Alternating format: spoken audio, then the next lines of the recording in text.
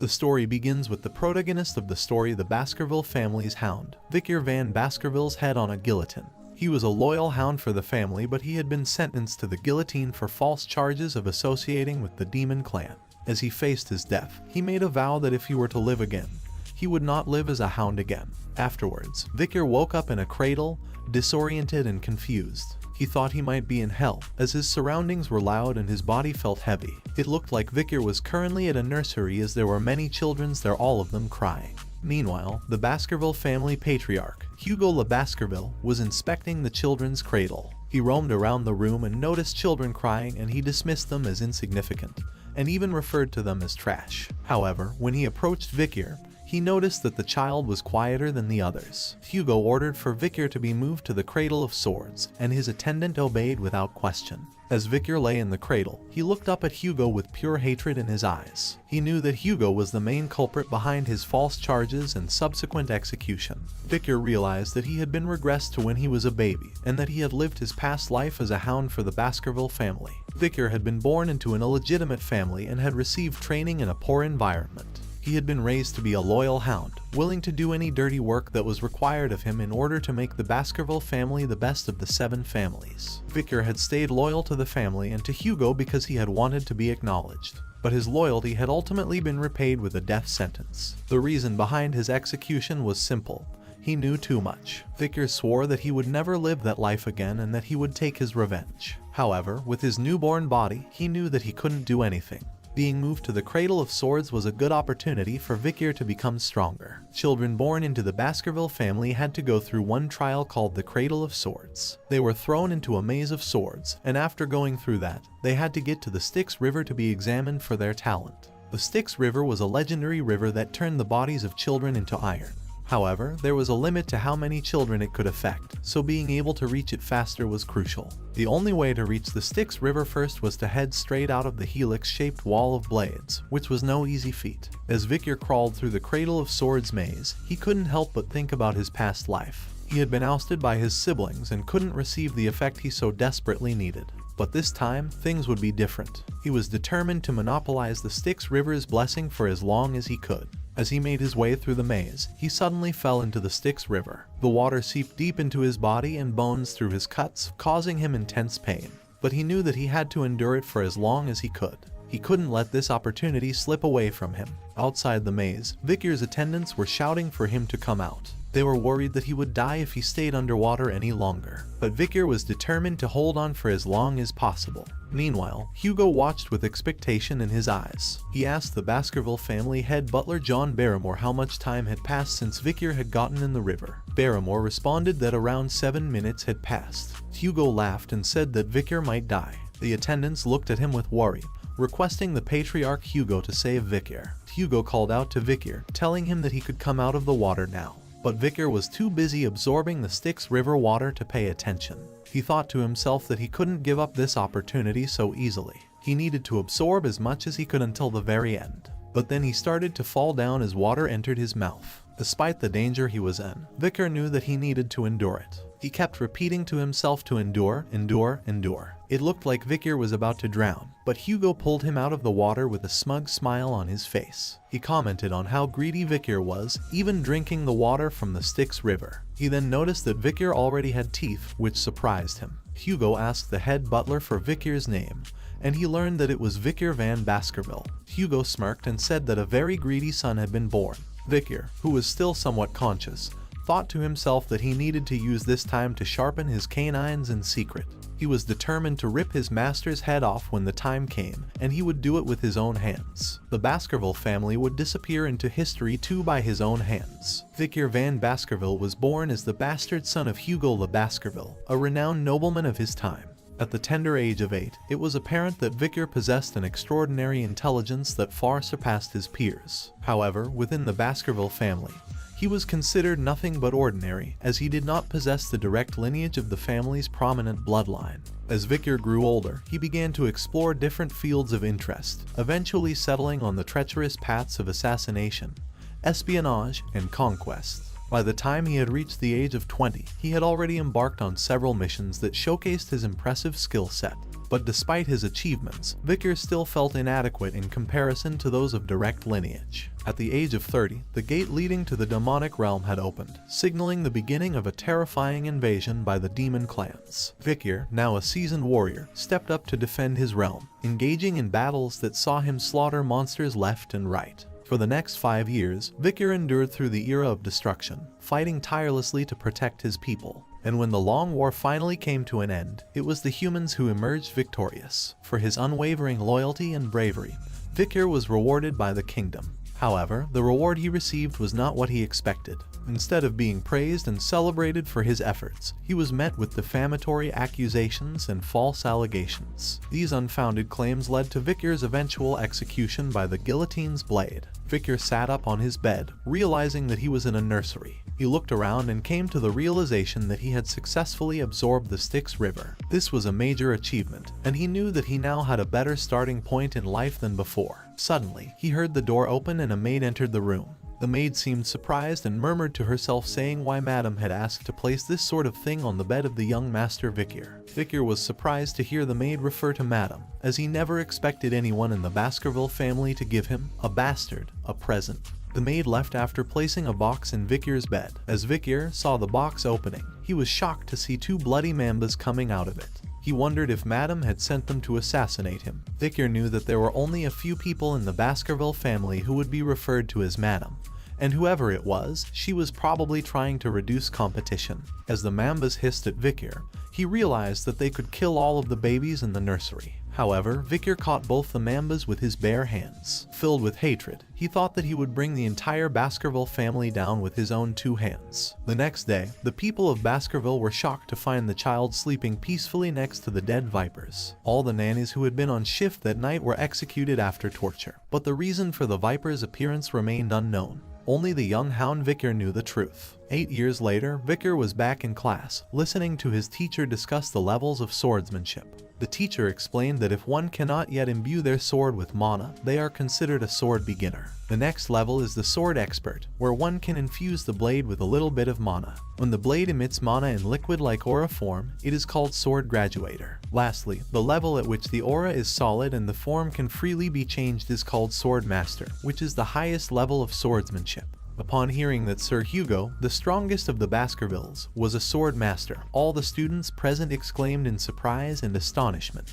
However, Vikir was lost in thought and felt the need to regain the power he had prior to his regression before the coming-of-age ceremony. The teacher noticed Vikir's distracted state and thought highly of him, knowing that he had earned a strong physique by diving in the Styx River for 7 minutes. The teacher believed that Vikir was much more talented than the other students and that the patriarch would be very happy to know about his progress. As Vikir was lost in thought about how many years he needed to kill Hugo, he didn't notice the triplets giving him an evil look. After class was over, they pushed him and started mocking him, calling him a garbage van, and talked about the rumors about him diving in the Styx River and strangling 2 vipers to death when he was just a baby. Vikir recognized the triplets as the ones who had stabbed him in the past when he was running away after the defamation.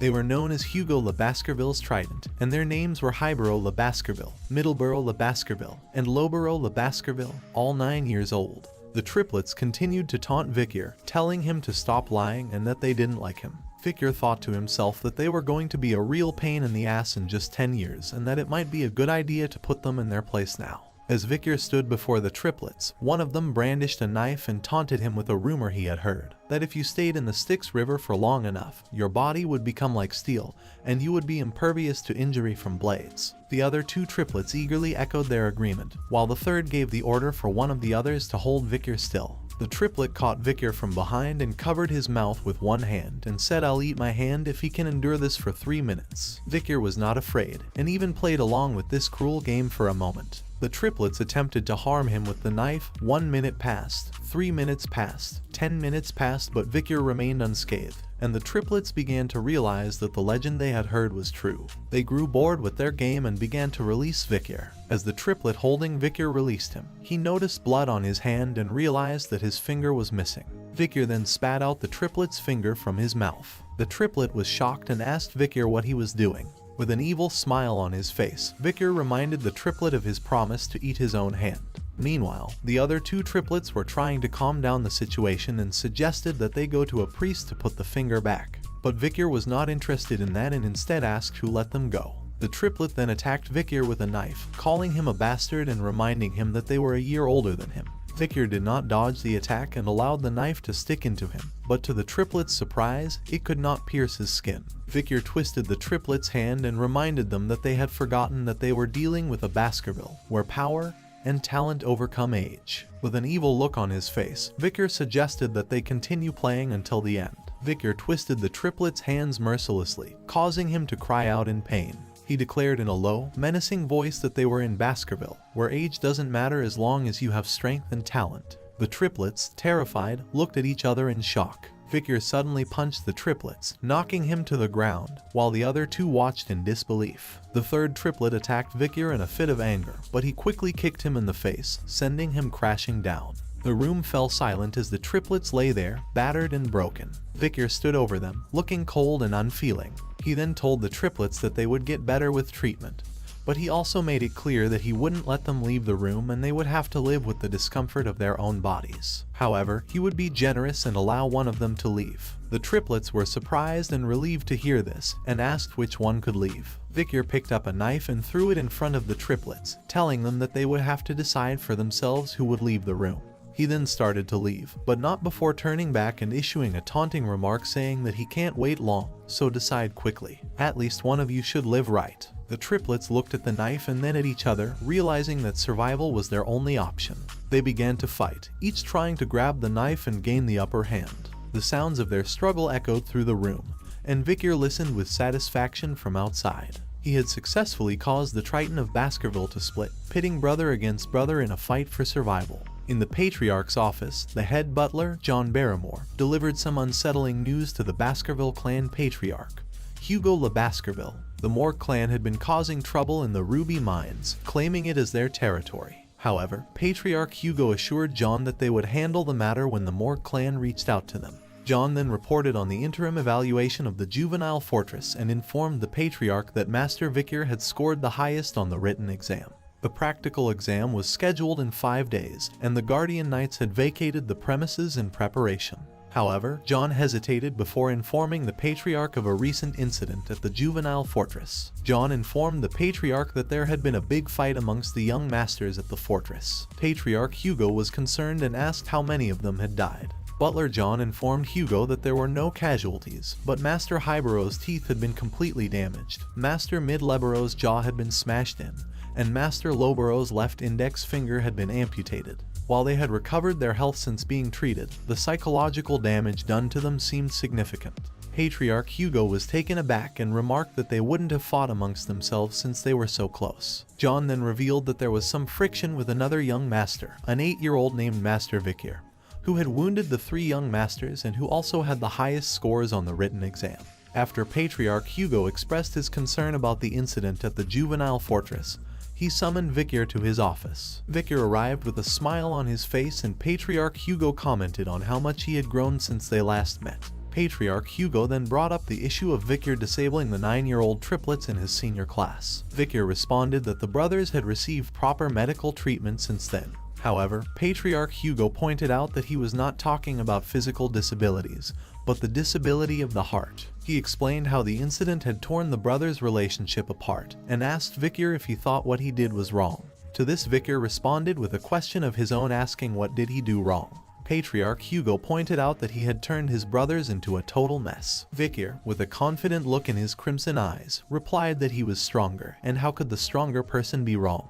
Patriarch Hugo then revealed Vikir's brothers had forgiven him, yet he still didn't feel an ounce of guilt. Vikir seemed surprised by this news and asked they forgave me. Vikir suddenly recalled a memory before his regression. The youngest daughter of a family that was ruined by the Baskerville clan came to pay Hugo a visit. She had become a nun after many years, and she forgave Hugo despite his clan being responsible for the ruin of her family. Vikir repeated the same line that Hugo had said to the nun, that forgiveness is an excuse made by the weak who cannot seek revenge due to their lack of strength. As Vikir talked about the importance of strength, Hugo showed his approval by nodding and his eyes glowing with agreement. He then turned to the head butler, Barrymore, and instructed him to allow Vikir to take any snack he wanted from the food storage, enough for him to carry on his own. Vikir expressed his gratitude by requesting chocolates. As Vikir was leaving with head butler, Hugo addressed him as his son, urging him to perform well on the upcoming evaluation and not to lose to the direct descendants. Vikir acknowledged the advice, but his face was filled with hatred. Vikir and head butler made their way to the storage room.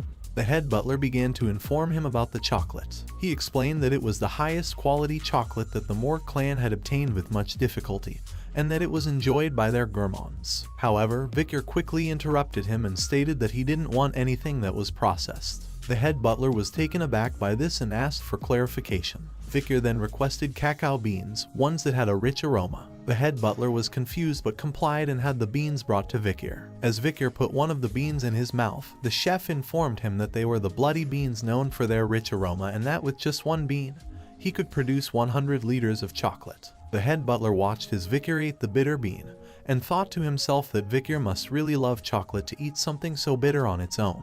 And this was a good method to obtain more chocolate, as after being processed he would have a huge amount of chocolate available. The chef asked Vikir if he wanted them to process the beans and send them to his room, but Vikir declined and said he would take them as is. The head butler was left wondering if Vikir just had peculiar tastes. Vikir had no interest in eating the chocolate, but he had a plan for the cacao beans. Vikir planned to use the beans in the upcoming practical exam in 5 days. Little did they know, a catastrophic event would soon occur, unlike anything that had ever happened before in the Baskerville clan's history. In this world, the Baskerville family is known as the Berserker family due to the intense training and evaluation that their children undergo from a young age. The training begins when the children are able to take their first steps, and they are immediately put through a rigorous test of their stamina. They must run up a steep mountain and are not allowed to lie down or rest on their stomachs except for allocated times. As if this wasn't enough, when it's time for them to sleep, they are required to sleep alongside a monster corpse. This is to help them adjust to tough environments and become resilient in the face of danger. These extreme practices are what make the Baskerville family feared and respected throughout the land. After this period of grueling training, the children reach the age of 8, and the real test begins. The young hounds, as they are called, must undergo a deadly evaluation. This is the defining moment that has earned the Baskerville family its notorious reputation. Now, on the outskirts of the territory, there is a mountain known as the La Rouget La Noire Mountain. It is filled with monsters, and it is here that the young hounds gather to undergo their evaluation. The instructor of the Baskerville family, Shadow Dog Pavlov van Baskerville, stood before the young masters and explained the rules of the test. They needed to survive for a month in the area and hunt large and strong monsters. He went on to explain that the points for being successful in surviving were 10 points, and if the young masters survived without becoming disabled, it was 30 points. If they failed other young masters and survived, it was 50 points. If they defeated a monster and survived, it was 70 points. And if they fulfilled all the above conditions, they would receive 90 points. Pavlov also told the young masters that if they stole the badge that was given to them from someone else, additional points would be given. However, if they died, they would receive 0 points. He emphasized that there were no 100 points and reminded them of Sir Hugo's lesson that a swordsman dies the moment they become arrogant. The instructor also cautioned against leaving the designated area, as La Rouget La Noire Mountain was a restricted area with many undiscovered things. He recommended that the young masters move within the given space where the monsters had already been subjugated. He informed them that during the exam, shadow dogs would be hiding and grading them. As the young masters waited for the start of the practical exam, some of them noticed Vikir and began discussing his past feats. Despite their comments, Vikir remained composed and thought about the La Rouget La Noire Mountain, which he had visited before. Meanwhile, the triplets standing near Vikir were visibly nervous, sweating with fear. Shadow Dog Pavlov addressed the young masters, wishing them good luck before the bell rang, signaling the start of the exam. As soon as the bell rang, all the young masters started running towards different parts of the mountain to occupy advantageous areas. One of the young masters had a plan and thought about going to a place he had seen in the last year's exam, hoping to gain an edge. The young master behind him thought he could not survive alone and decided to follow him, with the intention of taking it from him. Meanwhile, the triplets were arguing amongst themselves, each wanting to do things their own way and come out on top. Shadow Dog Pavlov observed as the exam began, knowing that it was important to keep casualties to a minimum. Although killing was not prohibited, it was discouraged, and any contestant who did kill would have points deducted. Pavlov and the other shadow dogs were determined to do their best to prevent any unnecessary deaths. One of the shadow dogs that was assigned to follow Vikir was surprised to see him heading towards a restricted area. He wondered where Vikir was going and if he was the rumored genius who had distinguished himself since childhood. The shadow dog was intrigued and looked forward to seeing the skills Vikir would display. Vikir approached a large tree and wondered if this was the right spot. He thought that the soft ground would be suitable for him to set up camp for a while. Vikir then considered taking a break, which left the shadow dog following him confused. While other participants were busy fighting each other for points or facing monsters, Vikir gathered wood and practiced with a wooden stick. Later on, he slept peacefully under the tree. The shadow dog who had been watching Vikir grew impatient and started to question his actions. He wondered how long it had been since Vikir had taken a break and observed that he spent most of his time digging holes, hunting for food, or collecting equipment. The shadow dog started to doubt the rumors about Vikir's supposed genius, wondering if he was planning on hiding instead of actively participating in the exam. At last, the shadow dog decided to leave and find something interesting elsewhere. As soon as the shadow dog left, Vikir's face lit up with a smile. He was happy that he could finally relax and thought to himself that camping outside reminded him of the old days. Vikir recalled a conversation with his group mate about using cacao beans to make fish smell less fishy. He threw some bloody beans into the fire and remarked that the interfering shadow dog was finally gone and he had finished all his preparations. He wondered if he should start his hunt now. A few days later, Vikir entered the restricted area and recognized it from his scouting days. As he was roaming around, he noticed a burning smell and burnt tree roots. He knew that the habitat of the monster he was looking for was around there. Suddenly, he spotted burning stool and realized that he had found it. There was only one monster around there that produced that kind of dropping, a hellhound. The hellhound stood in front of Vikir with flame erupting from its mouth. The hellhound was a dog from hell that brought horrific disasters to those who encountered it. It had a risk rating of B+ and was 3 meters in size. Its sulfuric flames that came out of its mouth and eyes were extremely gaseous and could trigger sparks. If it bit someone, they could not survive. The living things used as firewood would burn and not go out until they completely disappeared. Vikir knew that he was in trouble when he saw the towering figure of the lookout monster that swallowed the hellfires of the oil world, the hellhound. The beast was known to be one of the most dangerous monsters in the land, and Vikir had barely survived his encounter with one when he was just 18 years old in his past life. Now, as an 8-year-old, Vikir knew that it would be impossible for him to defeat the hellhound alone. But he remembered a way to take on the beast that even a child could manage. As the hellhound lunged towards him, Vikir quickly dodged to the side, remembering the first weakness of hellhounds. They could only move in straight lines. They found it difficult to suddenly change directions. Vikir quickly dropped some water on the ground, and as the hellhound charged towards him, he shouted out the second weakness of lookout monsters. They were unable to cross water. Because of the water Vikir dropped, the hellhound took a longer route to reach Vikir, giving him more time to dodge. Vikir knew that even a shallow depth of water could slow them down significantly, exposing the weakness common to all canine monsters, opening their mouth while running. Vikir found himself in another life-threatening situation as the bloodthirsty hellhound attacked him. But Vikir was prepared, and he threw a bloody bean into the monster's mouth. After landing, the hellhound suddenly started to whimper in pain and become unable to move. Vikir explained that chocolate was poison to canines, and with the bloody bean's power to make 100 liters of chocolate with just one bean, it was obvious what it would do to a canine monster like the hellhound.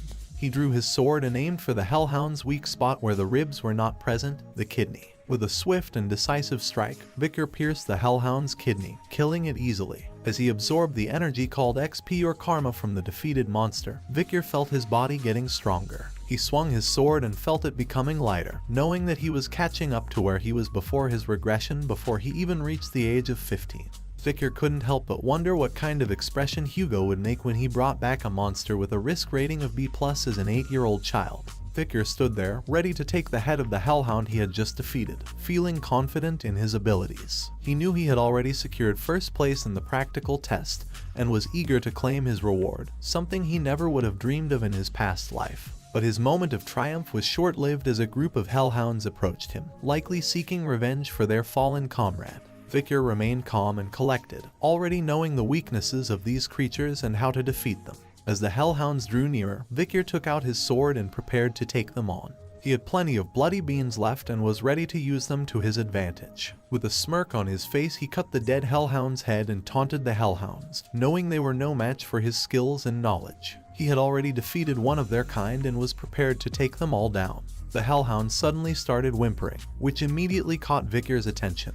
He couldn't believe that the fierce beasts were feeling scared of a mere 8-year-old's bloodthirst. Hellhounds would never submit to their prey even if they were to die. Vikir thought to himself, trying to figure out what could have caused the hellhounds to feel so uneasy. As Vikir turned around, he saw a monstrous creature with 3 heads standing before him. It was a Cerberus, the legendary 3-headed dog from Greek mythology. The creature was massive, measuring at least 7 meters in size, and Vikir knew that a Cerberus had a risk rating of a plus. Vikir was bewildered as to what a Cerberus, which typically inhabited the 7th ridge of the La Rouge et La Noire mountain, was doing here. The Cerberus was known as the ultimate lookout monster, residing in a place where all the dead spirits were headed. Vikir noticed that the Cerberus was bleeding and had multiple arrows stuck in its body. He realized that someone might have been hunting it, and it had come all the way to this place being chased. This was his chance to kill and injure a plus-rank monster, and he decided to attack the Cerberus. Despite the Cerberus being a powerful and dangerous creature, Vikir had been hiding his true abilities as a sword expert and had already reached a high level of expertise. His body had been strengthened by the river Styx, and all the weapons he possessed were working well against the injured Cerberus. With his refined swordsmanship, which he had developed through wars with the demon clans, he successfully landed some hits on the Cerberus. Vikir thought that he could do it, as an injured Cerberus was doable. Vikir's attack on the Cerberus seemed to be working, and he thought he had a chance of defeating the injured plus-rank monster. However, in a moment of carelessness, Vikir let his guard down, allowing the Cerberus to strike back with its claws. The first attack broke Vikir's sword, and the second sent him flying through the air. The force of the Cerberus's attack sent Vikir hurtling towards a tree trunk. With a sickening thud, he smashed into the tree trunk, and blood poured from his mouth. The impact had clearly caused a serious injury, and Vikir lay still, his body broken and unmoving. Vikir's eyes opened slowly and a surge of panic rushed through him as he remembered the direct attack of the Cerberus and felt a sharp pain in his left arm. He wondered if the beast had ripped his arm off in the attack, but when he looked down, he saw that it was still attached to his body, with some injuries. Vikir was relieved that the Cerberus was wounded and had not managed to sever his arm completely. He thought about the river Styx and how its magical properties might have played a role in protecting him from the beast's full force. He felt grateful for its protection but knew he couldn't rely on it completely. His relief was short-lived, however, as he quickly realized that the damage was still significant.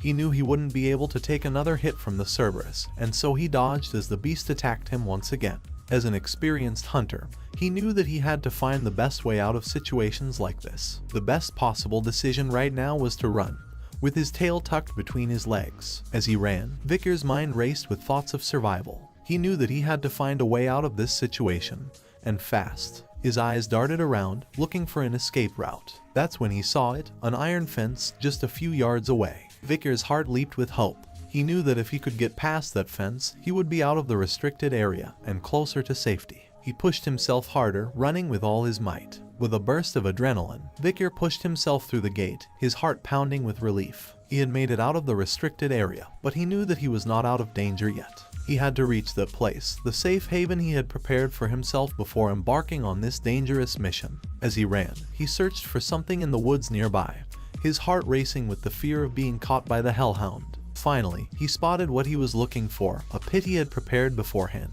He jumped forward, narrowly avoiding Cerberus's jaws, and the hellhound fell into the pit full of wooden spears. Vikir couldn't help but smile to himself, knowing that he had prepared well for this battle. He had smeared the wooden spears with the bloody bean essence that acted as poison for the canid monsters. Cerberus growled and foam started oozing from its mouth, but Vikir remained focused and prepared for the next phase of the battle. He knew that Cerberus was a high-ranking demon and that this fight would be one of the toughest of his life. Vikir prepared a wooden spear and he threw it at Cerberus, hitting the hellhound's side. But the Cerberus was still alive and walking towards him, ready to attack. Vikir counted the hellhound's steps as it approached him, one by one. As soon as Cerberus took the 7th step, it stopped abruptly, falling to the ground right in front of Vikir. Vikir let out a sigh of relief, realizing that the rumors were true. The wooden spear he had just thrown was not like the others. It was a spear laced with the venomous fang of the deadly bloody mamba snake that prevented its victim from walking more than 7 steps once they were bitten. Vikir had hidden it away when he was younger, knowing that it could come in handy one day. The energy emanating from Cerberus' body entered Vikir as he stood over the 3 lifeless heads of the beast. He marveled at the power he now possessed, but his mind quickly turned to the concern of how he was going to transport the massive body back. He knew that the cause of the Cerberus' death would be obvious to anyone who saw it, and he began to consider who might be his witness. Perhaps the guardian knight who had seen him carving the wooden spears could be of help. But then, Vikir's thoughts turned to something else entirely. The Cerberus was a gatekeeper, which meant that it was guarding something. A dungeon, most likely, that could be nearby. Vikir's heart quickened at the thought of the treasure that might be hidden within. He knew that dungeons were often the lairs of powerful monsters. Vikir was determined to explore the dungeon, but before going there he took a handful of Cerberus feces and applied it to his body. Vikir knew that by doing this, he could avoid any small monsters that might be lurking in his path. Vikir's keen senses were on full display as he tracked the steps of the Cerberus through the forest. He noted the dried soil, the rotten leaves, and the moist roots, following the trail with a single-minded focus. As he backtracked the path, his eyes widened in recognition. This was the dungeon that the Cerberus had been guarding, and Vikir realized that he had been here before. He knew that this dungeon would be discovered in another 10 years, but he was certain that it would be completely empty by then. Right now, however, he could feel the mana beneath the rotten surface. Vikir cautiously approached the dungeon. He looked around, but he didn't see any light, and he realized that the dungeon must be deeper than he initially thought. But Vikir was undaunted. His crimson eyes glowed with excitement as he stepped inside the dungeon. He couldn't help but wonder what kind of treasures were waiting for him inside. Thanks for watching the video. The next part will be added here once it's uploaded. If you enjoyed this video and want to see more like it, please consider giving it a thumbs up and subscribing to my channel. Also, don't forget to turn on the notification bell so you're always the first to know when I post something new.